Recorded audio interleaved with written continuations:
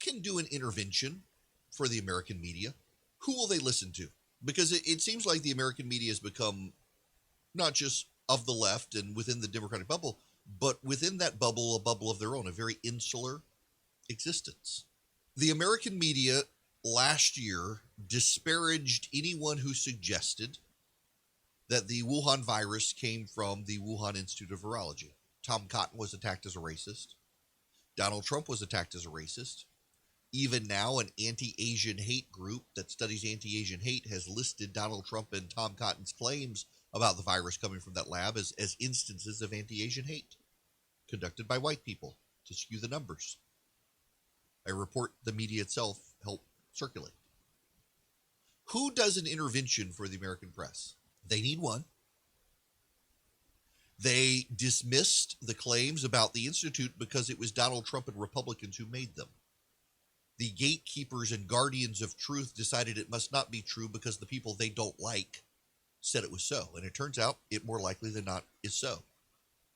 And those of us who paid attention to it all along said that was most likely explanation. And yet the media not only said no, but social media groups of the left, run by the left, like Twitter, you were likely to get your account turned off or notices put on your tweets because you said something that in fact turned out to be true.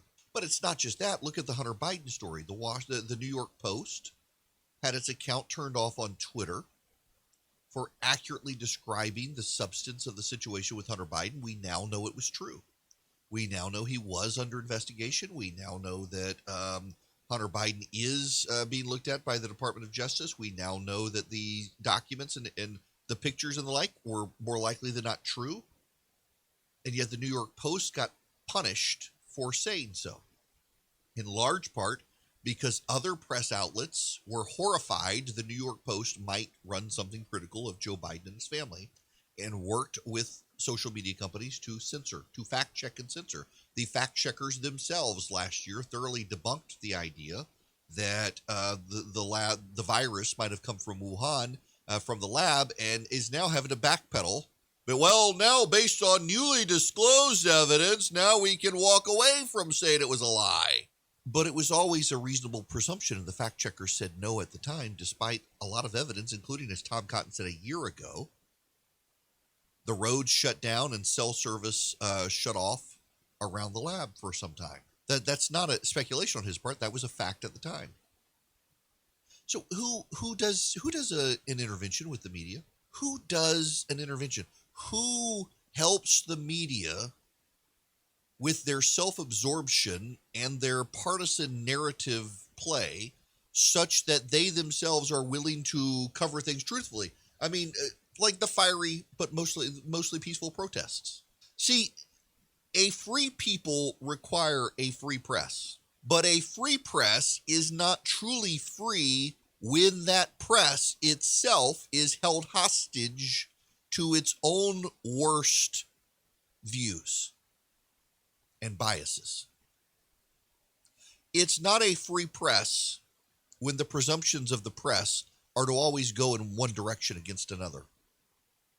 It's not a free press when the media engages in picking the winners and losers instead of just telling us what happened. It's not a free press when the press itself collaborates to censor others whose views the press don't like.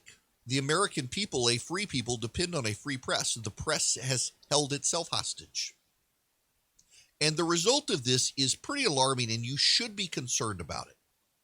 Because a lot of Americans, as a result of the press giving up its own freedom for security with the Democratic Party, a lot of Americans are realizing that they can no longer get the truth from the media. So they go down rabbit holes on social media through algorithms, through backdoors of the internet, and go to dark places and find conspiracy theories. And the conspiracy theories would be more easily debunked if people could believe the press, but you can't believe the press, can you? You can't believe the press because many people understood that the virus more likely than not did come from that lab, and they were all told they were not only crazy, but racist and crazy for daring to bring up what the press now pretends it never didn't believe. People go in search of the truth in other locations because they know they're not going to get it from the press. Who does an intervention on the American media? Who engages the American media and tells them, hey guys, you're so willing to harm, hurt, vilify, denounce Republicans because you've decided they're bad, that you're no longer willing to actually report the truth. You're playing aside, and that playing aside is tripping you up. You've decided to be gatekeepers of knowledge and truth, not reporters of knowledge and truth. And there is a difference. In trying to be fact checkers, the media has destroyed their credibility to the point that a lot of Americans don't even get their news anymore from them. They go to Facebook, they go to social media, they go to YouTube, they go to their friends. And so what the media response is to denounce Facebook and social media for being places where people go to get their news. I actually do believe most Americans would prefer a newspaper or a television news product from which to get their news instead of having to surf the internet all day. But you can't do that because you're not getting the news. You're getting a story told to you that's got to have villains, it's got to have heroes, it's got to have the protagonist and antagonist, and it's got to have a plot, it's got to have a storytelling device, it's got to have a mechanism to wrap you in, and inevitably, almost always, it is of the left. And that has marginalized people on the right. It has alienated people on the right. They've gone elsewhere to get their news, but it's not just them anymore. Because stories like this show even people on the left that, hey, maybe the media doesn't have a monopoly on truth. Maybe the media is getting it wrong. I'm going to go find my truth as well, as opposed to the truth. So the media alienates everyone, but maintains a sense of smug self-righteousness. Ratings don't matter, the truth matters, when yet they're clearly catering things to clickbait and narrative telling instead of the truth. I don't know who does the intervention on the media. I don't know who goes to CNN and the New York Times and the Washington Post and MSNBC and all the broken members of the press corps who so internalized Donald Trump. They're all in therapy now thinking, oh my gosh, my life was nearly ended because Donald Trump tweeted something mean about me. I don't know who does the intervention, but someone's going to do the intervention.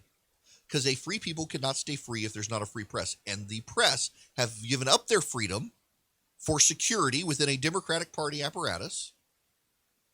And in so giving up their freedom, they are no longer free to tell you the truth, and yet are convinced they are totally free and telling you the truth, when they've been held captive to their own biases now.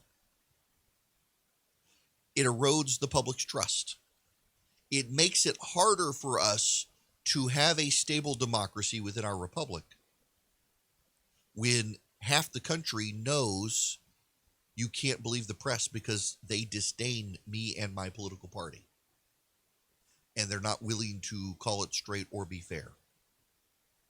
There are really good reporters in America. They do a really good job, and oftentimes they put their lives on the line.